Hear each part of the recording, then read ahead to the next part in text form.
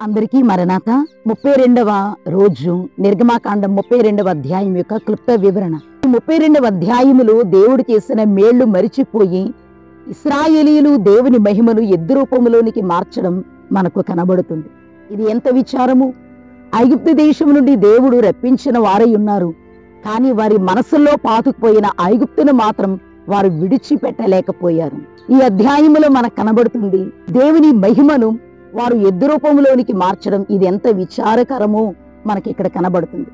అయితే పర్వత శిఖరంపై దేవుడు ఇశ్రాయేలీయులకు 2 రాతి పలకల మీద ఆయన చేతి వ్రాతతో వ్రాసిన ఆ పలకలు, మోషే శాసనములు గల 2 పలకలను చేత పట్టుకుని కొండ దిగి వచ్చెను. ఆ పలకలు ఇరు ప్రక్కలను వ్రాయబడినవి, అవి ఈ ప్రక్కను ఆ ప్రక్కను వ్రాయబడి ఉండెను. ఆ పలకలు దేవుడు చేసినవి. ఆ పలకల మీద చెక్కబడిన వ్రాత దేవుని చేవ్రాత. ఆది వ్రాత గల ధర్మశాస్త్రమును వ్రాసిను మన తండ్రి యెహోవా, నాటి ప్రవక్త మోషే ద్వారా బయలుపరిచిన ఇశ్రాయేలీయులకు. దేవుడు తన చేతితో వ్రాసిన రాతి పలకలు ఇశ్రాయేలీయులకు ఇవ్వడానికి మోషేను కొండపై పిలిస్తే, ఈ మోషే ఏమయ్యాడో మాకు తెలియదు, కాబట్టి మాకు ఒక దూడని చేయి అని అహరోనుని బలవంతం చేయగా వారందరూ కూడా దేవుని మహిమని దూడ రూపంలోనికి మార్చడం మనకు అక్కడ కనబడుతుంది. మోషే గారు ఏ పలకలైతే పట్టుకున్నారో ఆ పలకలను పగలగొట్టి వారు చేసిన ఈ పాపం ఎంత భయంకరమైనది. 25వ వచనములో ప్రజలు విచ్చలవిడిగా తిరుగుట మోషే చూచాడు.